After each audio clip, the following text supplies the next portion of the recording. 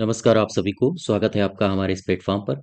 ग्राम पंचायत अधिकारी की जो सीरीज चला रहे थे हम लोग उसका ये दूसरा भाग है, दूसरा लेक्चर है। और इसका हमारा टॉपिक रहेगा पंचायती राज व्यवस्था का इतिहास और साथ ही साथ उसके जो संवैधानिक उपबंध हैं। ठीक है। इसकी आपको अगर पीडीएफ चाहिए तो हमारे टेलीग्राम चैनल पर इसकी पीडीएफ मिल जाएगी और चैनल को सब्सक्राइब करिएगा। पहला प्रश्न है, निम्नलिखित में से जो स्रोत हैं, ये जो स्रोत दिए हैं आपको, उन स्रोतों में से मौर्य प्रशासन के बारे में जो विस्तृत रूप से जानकारी मिलती है वो कहाँ मिलती है, किस स्रोत में मिलती है? कौटिल्य का अर्थशास्त्र दिया है, मेगस्थनीज की इंडिका दी है, साथ ही साथ विशाख दत्त विशाख दत्त की का मुद्रा राक्षस दिया है, शोक का अभिलेख। तो आप यहाँ से देखो, जो मेगस्थनीज थे, मेगस्थनीज ने एक पुस्तक लिखी है, इनका नाम है इंडिका। ठीक है। इसी इंडिका में जो मौर्य काल है, मौर्य काल का जो प्रशासन है, हमें उसके बारे में विस्तार पूर्वक जानकारी मिलती है। और ये भी जानकारी मिलती है कि मौर्यों का जो प्रशासन था, नगर प्रशासन, वो सभाएं चलाती थी, यानी इन पर जो शासन करता था वो सभा का होता था। ठीक है। और इस सभा का जो प्रमुख होता था, उसे क्या कहा जाता था? उसे कहा जाता था नागरक। याद रखिएगा, या हम कहें पुरमुख्य। ठीक है। नागरिक या फिर पुरमुख्य। अच्छा, ये जो मेगास्थनीज थे, इनकी इंडिका में और भी कई सारी बातें लिखी हैं। इन्होंने कहा है, इनकी इंडिका में लिखा है कि जो एक नगर परिषद होती थी, नगर परिषद, नगर परिषद को चलाने के लिए 6 समितियां थीं। 6 समितियां, और प्रत्येक समिति में 5 सदस्य होते थे। बात समझ पा रहे हो आप? ये जो 5 सदस्य हैं और 6 समितियां हैं, क्या आप बता सकते हो इसमें फिर टोटल कितने हो गए? ये भी हमारे पीसीएस में एक बार पूछा गया है और हो सकता है वीपीओ में रिपीट हो जाए, क्योंकि प्रीवियस ईयर्स क्वेश्चंस काफी मात्रा में पूछे जाते हैं हमारे एग्जाम्स में, जो भी होते हैं। टोटल मेंबर्स कितने हो गए? टोटल हो गए 30। ठीक है। तो यहां से हमारे प्रश्न का उत्तर क्या हो जाएगा? मेगास्थनीज की इंडिका, इसमें मौर्यकालीन प्रशासन के बारे में विस्तृत रूप से जानकारी मिलती है। जो आप, मेगास्थनीज की इंडिका में जो सभा थी उसके प्रमुख को नागरक या पुरमुख्य कहा जाता है। साथ ही साथ इसमें इंडिका में 6 समितियों का उल्लेख है, जो कि प्रशासन का काम देखती थी, और प्रत्येक समिति में 5 सदस्य होते थे। यानी टोटल 30 सदस्यों का एक पूरा का पूरा काफिला था। ठीक है। क्वेश्चन नंबर दूसरे में देखो, निम्नलिखित में से कौन लोग थे जो उद्रंग कर चुकाते थे? ये कौन थे? ये बात हो रही है गुप्त काल की। गुप्त काल की। ठीक है। गुप्त काल में हुआ क्या? जो भूमिकर संग्रह करता था, भूमिकर संग्रह करता, इसे क्या कहा जाता था? इसे कहा जाता था ध्रुवाधिकरण। ये भी आप ध्यान रखो, चूंकि ग्राम पंचायत से संबंधित है, तो फिर ये, हाँ, इतिहास में ये हमसे पूछ सकते हैं कुछ पदाधिकारियों के नाम। और गुप्त काल में ही ध्रुवाधिकरण कौन होता था? भूमि कर जो संग्रह करता था। क्या बता सकते हो, गुप्त काल में ही भूमि संबंधी जो विवाद होते थे, भूमि विवादों का जो निपटारा करता था, उसे क्या कहा जाता था? वो होता था न्यायाधिकरण। न्यायाधिकरण। ठीक है। ये निपटाता था भूमि विवादों को। और भूमि संबंधी जो अभिलेख होते थे, भूमि संबंधी अभिलेखों का संरक्षक किसे कहा जाता था? ये कहा जाता था कर्णिक को। ये भी आप ध्यान रखो, ये तीनों बातें। और उस समय गुप्त काल में उद्रंग कर कौन चुकाया करता था? ये थे किसान। ठीक है। क्लियर बात?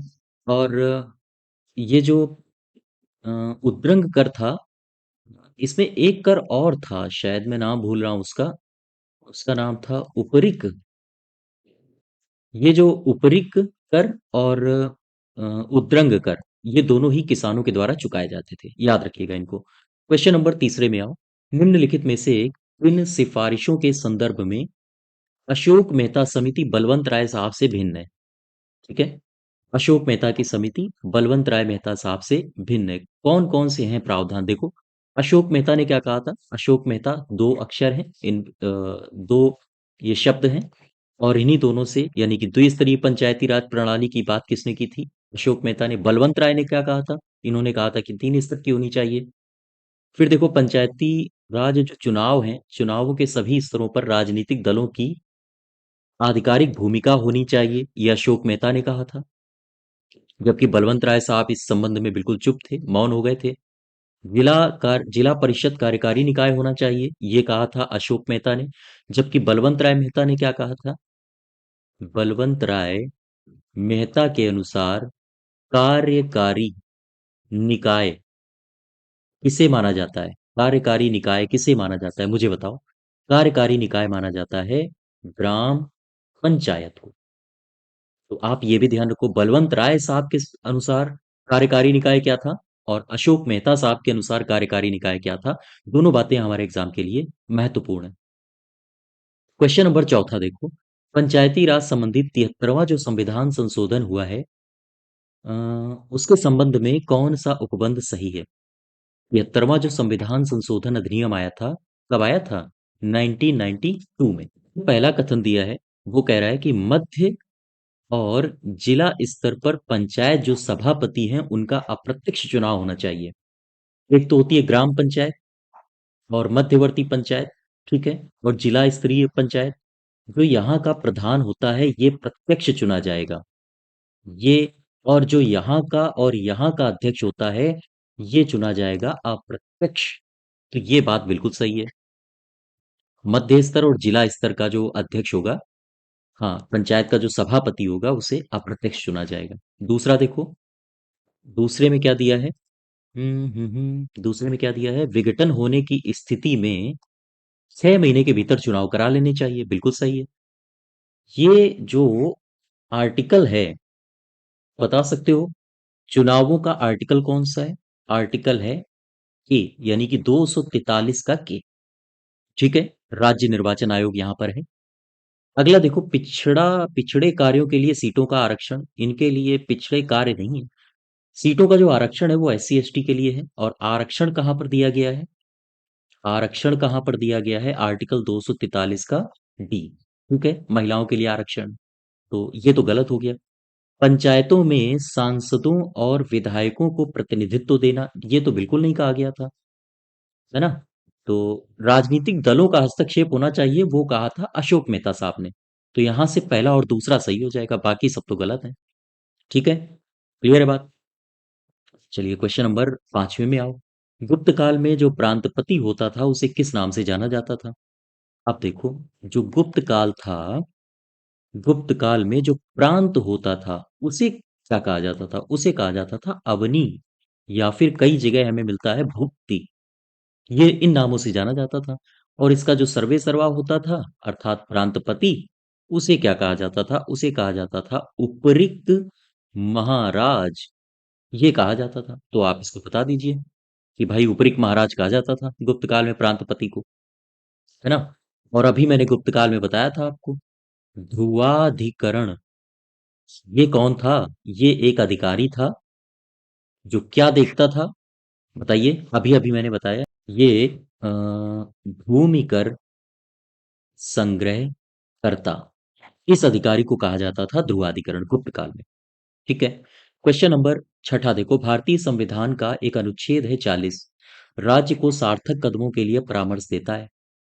क्या कहता है? 40 कहता है कि आप समान सिविल संहिता लागू करो, बिल्कुल नहीं, ग्राम पंचायतों का गठन करो। मैंने मैं आपसे एक प्रश्न पूछता हूँ, आर्टिकल 40 जो है वो आता है DPSP में, directive principles of state policy, यानी राज्य के नीति निदेशक तत्व, ठीक है। आप बताइए, ये जो आर्टिकल 40 है, DPSP को 3 भागों में बांटा गया है, कौन कौन से? एक तो है गांधीवादी सिद्धांत, ठीक है। दूसरा कौन सा है? दूसरा है उदार बौद्धिक सिद्धांत, ठीक है।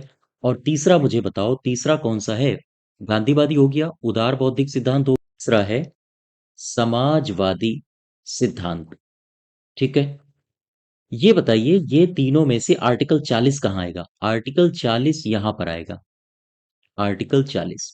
ये गांधीवादी के सपनों यानी गांधी जी के सपनों को पूरा करने के लिए इस आर्टिकल को जगह दी गई। इसका सही उत्तर हो जाएगा बी।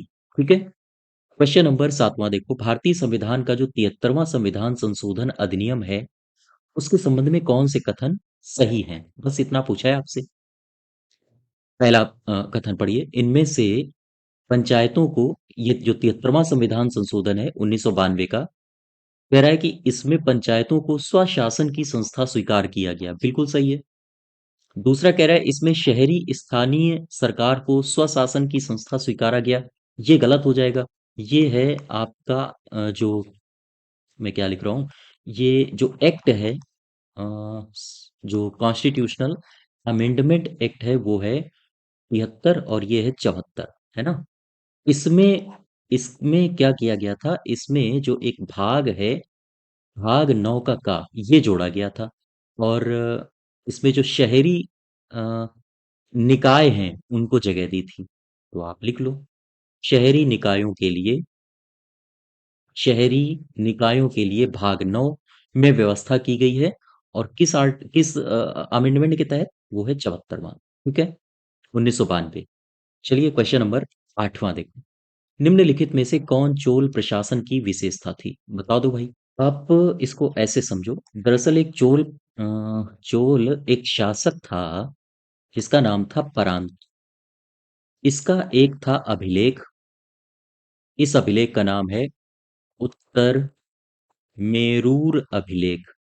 ठीक है, उत्तर मेरूर अभिलेख। इस अभिलेख में ग्राम सभाओं का वर्णन किया गया है। और इसमें कौन कौन सी ग्राम सभाएं वर्णित की गई हैं? इसमें जैसे उर का वर्णन मिलता है। दूसरा, एक सभा हम कहें या महासभा, इसका हमें वर्णन मिलता है इसी उत्तर मेरूर अभिलेख में।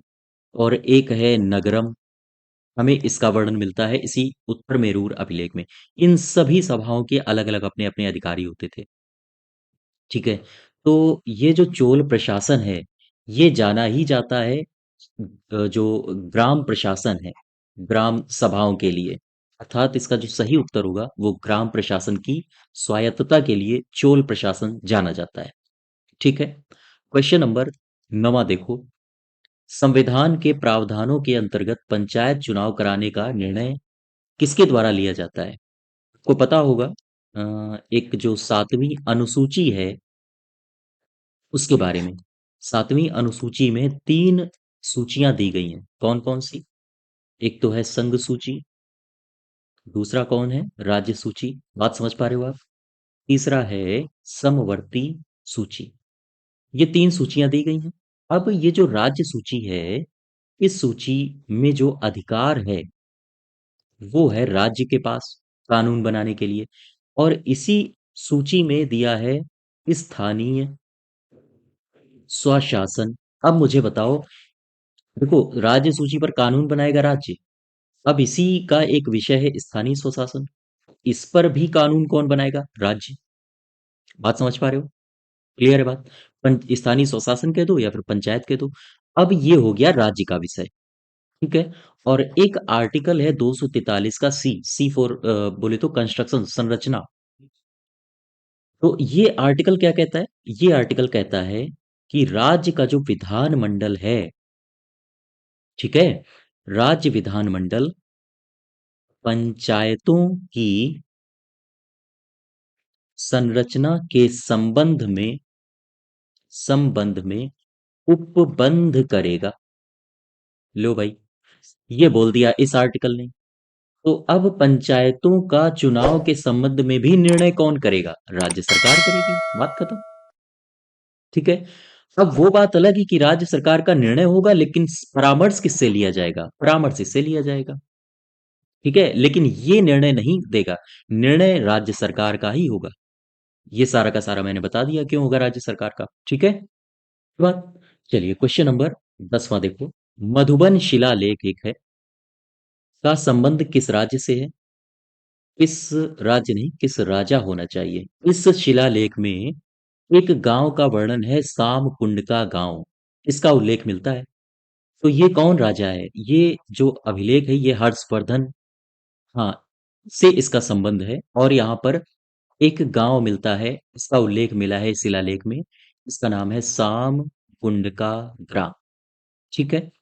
अगर आपसे ये पूछे कि बताओ ये जो ग्राम है, ये ग्राम किस भुक्ति के अंतर्गत था, किस प्रांत के अंतर्गत था, तो आंसर होगा अहिच्छत्र।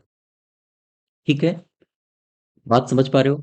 और अगर पूछे किस विषय के अंतर्गत था, किस विषय के अंतर्गत ये वाला गांव आता था, तो विषय है कुंडधानी।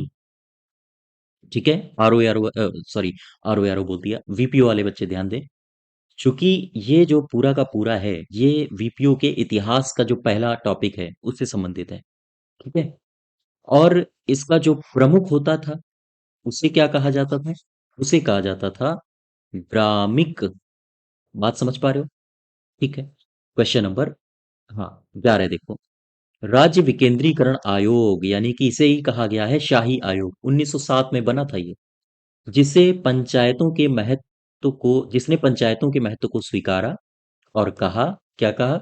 किसी भी स्थायी संगठन की नींव, जिससे जनता का सक्रिय सहयोग प्रशासन के साथ हो, ग्रामों में ही होना चाहिए, ये कहा।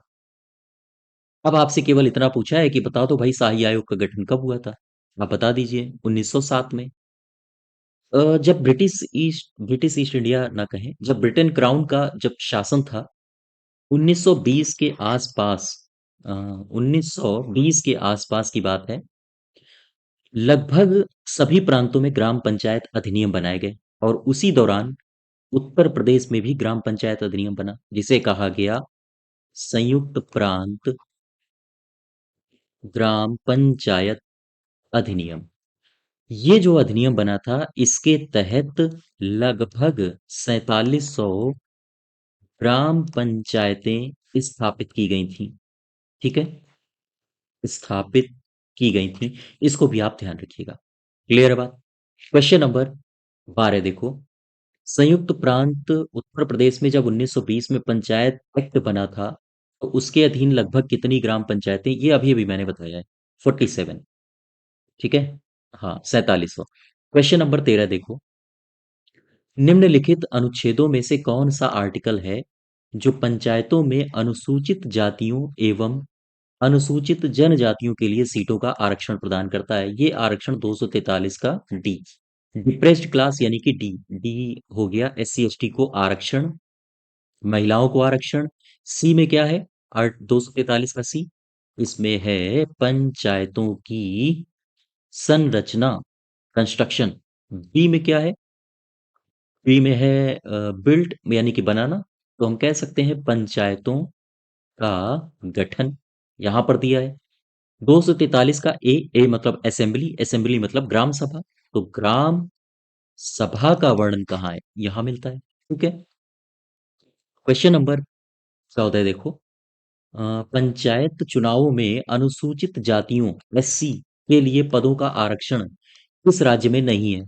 तो जहां एससी नहीं है वहां आरक्षण नहीं है। अरुणाचल प्रदेश में एसटी की आबादी ज्यादा है, तो यही आंसर हो जाएगा। ठीक है। क्वेश्चन नंबर 15 देखो। राज्यों के निम्नलिखित में से किस समूह पर पेसा 1996 प्रवर्तनीय नहीं है?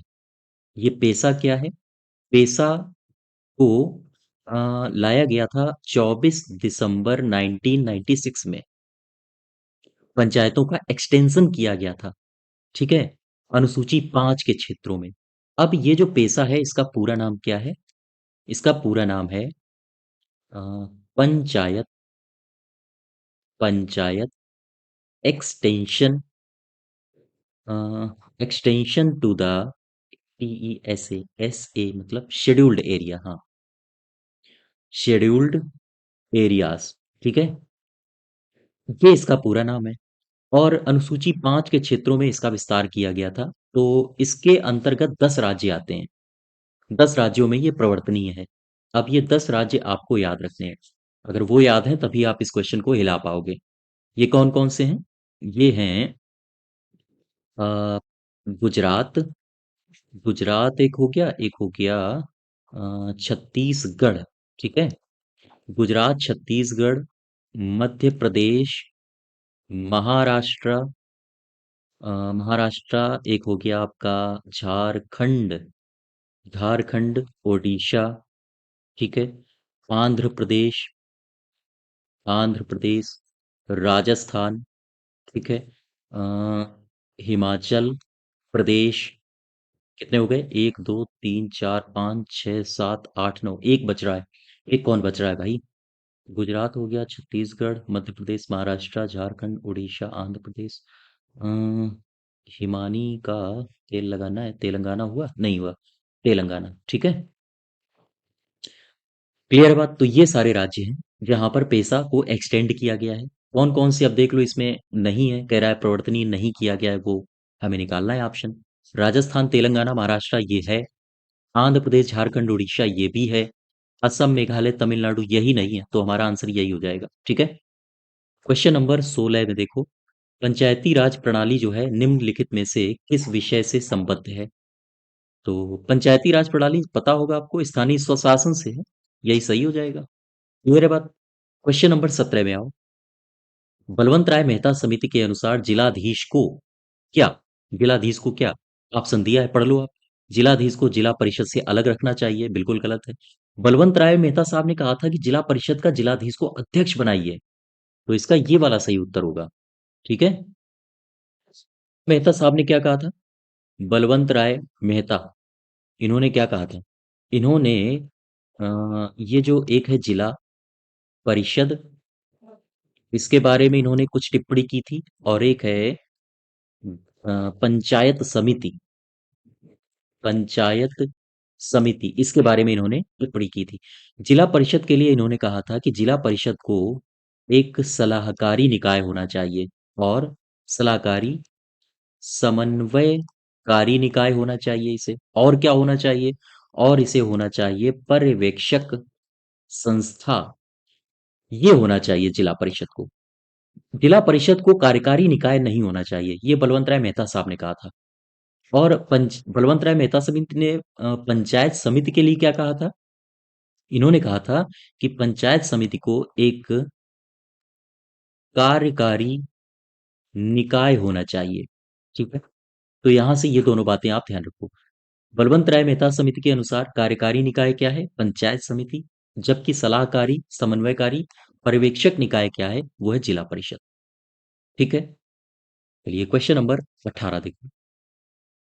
नीचे दिया गया उपबंध ये पढ़ो आप, कह रहा है संविधान के किस भाग में है? राज्य ग्राम पंचायतों को संगठित करने की दिशा में कदम उठाएंगे और उन्हें स्वशासन की इकाइयों के रूप में कार्य करने के लिए आवश्यक शक्तियां सौंपेंगे। ये भाग है, भाग 4। ये कौन है? DPSP, direct to principles of state policy, यानी कि राज्य के नीति निदेशक तत्व, ठीक है। बात समझ पा रहे हो? तो आंसर क्या हो जाएगा? आंसर हो जाएगा ये भाग 4 का। कौन सा भाग है? 4 का। इसमें मौलिक कर्तव्य दिए हैं, इसमें संघ और राज्य दिया है, इसमें दिया है मौलिक अधिकार। जैसे हम अगर लिखें सनम, सनम मतलब, हाँ, सनम, इसका हो गया संघ और राज्य क्षेत्र, इसका हो गया ना से हो गया नागरिकता, और माँ से हो गया मौलिक अधिकार, ठीक है। ये भाग 1 है, ये भाग 2 है, ये भाग है 3। ये बातें आप ध्यान रखो।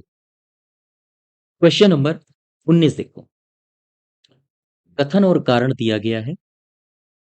73वां जो संविधान संशोधन अधिनियम है, अधिनियम ने ग्राम सभा को संवैधानिक दर्जा दिया है, बिल्कुल सही है। ग्राम सभा की स्थापना का प्रभाव बलवंत राय मेहता समिति ने दिया है। ग्राम सभा का कहाँ दिया है इन्होंने? ये प्रस्ताव होना चाहिए यहाँ पर। प्रस्ताव बलवंत राय मेहता समिति ने दिया है। नहीं, इन्होंने 3 समितियां दी थी। इन्होंने सीधे सीधे कहा था त्रिस्तरीय होना चाहिए, इन्होंने स्पेशली ग्राम सभा के लिए नहीं कहा था, तो ये गलत हो जाएगा। इसमें केवल और केवल ए सही होगा, ठीक है। क्वेश्चन नंबर 20 में देखो। चोल स्थानीय स्वशासन के लिए उत्तरदायी समितियों के सदस्यों के संबंध में कौन सा कथन सही नहीं है? अच्छा, फिर से पढ़ो। जो चोल में उत्तरदायी समितियां थी, उसके सदस्य के रूप में कौन सा सही नहीं? ये मतदान द्वारा चुने, जैसे, हाँ, जैसे सपोज करो ये एक व्यक्ति है, तो जो चोल प्रशासन था, चोल प्रशासन के समय समितियों में जो व्यक्ति भर्ती होते थे उनके लिए कुछ योग्यताएं थी। तो आप इसमें देखो योग्यताएं क्या थी।